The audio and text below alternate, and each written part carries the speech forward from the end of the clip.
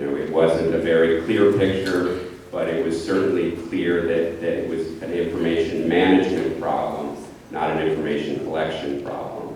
But of course, doing information management reform would require a much more thorough house cleaning of the FBI, where if they could maintain it was just a lack of information, the solution's easy. Give us more authority, give us more resources.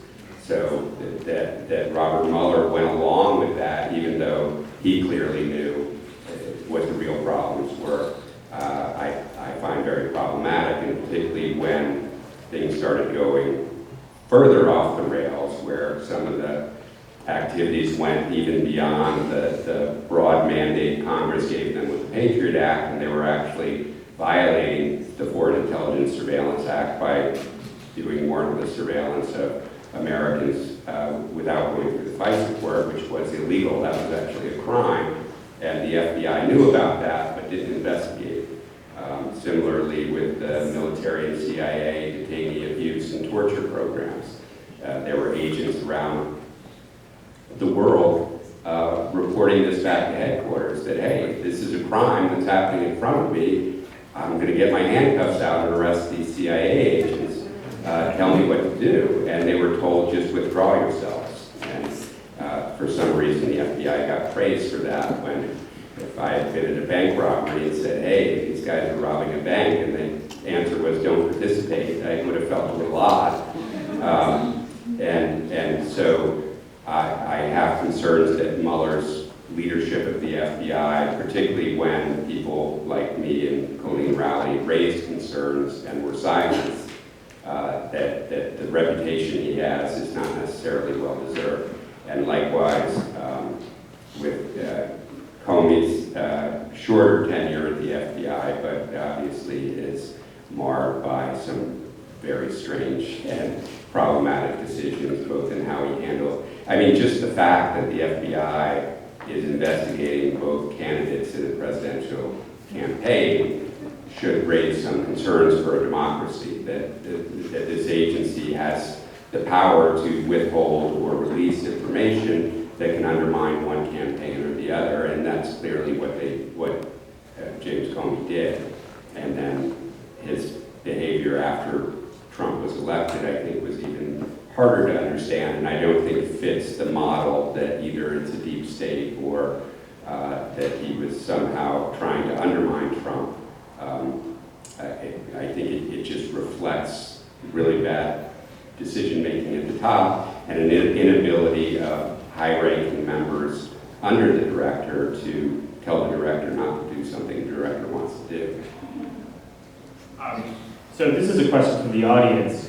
Do you have any thoughts on the FBI's handling of the evidence in the Kavanaugh case when they were sort of asked to investigate the allegations against Brett Kavanaugh, but the news came out later that the White House had fairly circumscribed the investigation? That's highly problematic and undermines the very purpose. I mean, the FBI could have easily said, we either are going to do an investigation, in which case we would follow all leads and to their logical conclusion, or not do an investigation and let that political process take its course. But deciding to do a partial investigation, I don't think was ever going to provide any kind of reasonable answer, either exonerating the nominee or finding some reason to hold him accountable. You have to do a full investigation. There's no such thing as a partial investigation. This is another question from the audience, from an audience member. Is the 2020 election already compromised, and is there anything we can do? And I think we means Americans writ large. Tell me if I'm wrong about that. I mean, obviously the government has not reacted in a sane way to the fact that foreign governments can so easily manipulate our elections. Again, whether you believe that actually had an impact on the election or not, it certainly had an impact on the way we govern. And that has not been a priority for either party, it seems. That's hugely problematic. And again, I think that's what's happened over the last, since 9/11, the last 18, 19 years, is that we have lost a lot of public faith in the institutions that are supposed to protect those things. So even if the FBI and the Department of Homeland Security were doing everything exactly as they should, how would we know that, right? And who would have confidence that that's actually true when we know they've told us false stories so many times before and engaged in other problematic and abusive behaviors? So that undermining of the public faith, I think, is just as dangerous as if the foreign governments are actually successful in doing this. So another question from the audience. The president and administration have been working hard to undermine the credibility of the FBI. Are they succeeding, and does it matter? And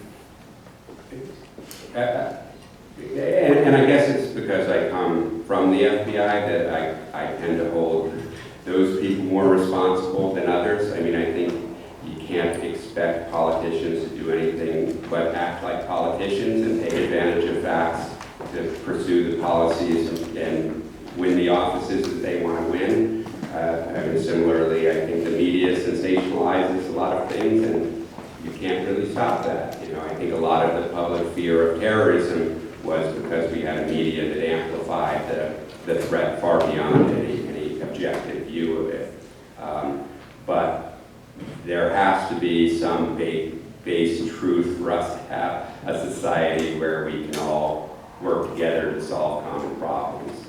And you know, if the intelligence community does anything, it should be providing that base truth and assuaging public concerns about threats that aren't existential and focusing on what's actually real for us to deal with.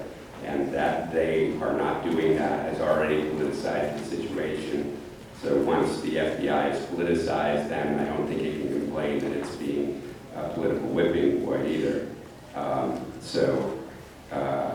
You know, I think that's a problem that is going to be very difficult to get out of absent some kind of church committee oversight, where you have the lid lifted off and everybody can look and determine for themselves both what went wrong and what is needed to correct it. So a slight reframing of this question from the audience. Do you think racism within the FBI has affected how they've handled the threat of white supremacy? I think that's part of it. I think a lot of it is white supremacy isn't this extreme ideology at the fringe of our society. It's foundational to the creation of our government. And that was one of the interesting things I learned going and hanging out with neo-Nazis is how fundamental it is and how recent it is that we've had any other kind of idea, right? And they look at the history of the settlement of the United and creation of the United States of America and see hundreds of years of their ideas holding sway, and then this civil rights movement in the 1960s that somewhat changed it. And all we have to do is go back to where we were in the 1950s and everything will be fine again for them.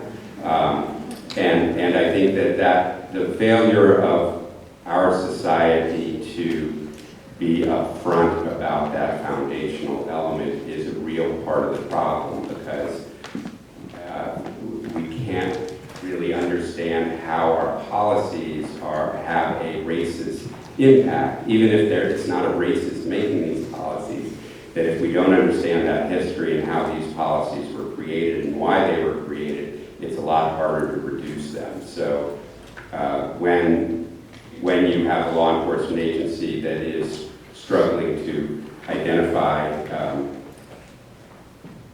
possible national security threats, the white supremacists aren't a threat to the communities that they live in.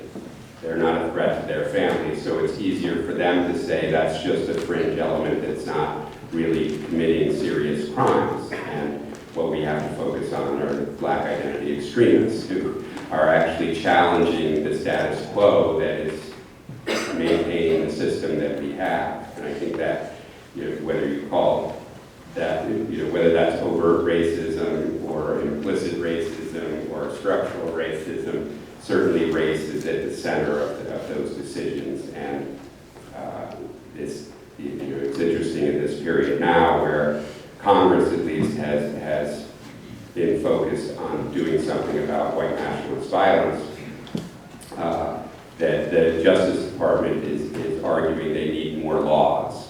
As if, when I worked these cases in the 1990s, nobody said we didn't have the laws to work them. Of course we did, and we do. But again, they're using the public fear as an opportunity to expand their powers once again, rather than showing any real interest in changing their policies that deprioritize the investigation of this violence. Has the mission and funding of the FBI changed under the current president, or is it largely consistent with the previous administration? I'm not aware of any change in the mission. I mean, obviously the FBI has such broad discretion that I'm certain that there are internal discussions going on about what should be prioritized. Again, it's interesting with the public conversation going on about white nationalist violence. The FBI has mission priorities. Counterterrorism is number one, and that includes domestic terrorism, which they consider white supremacy. Domestic terrorism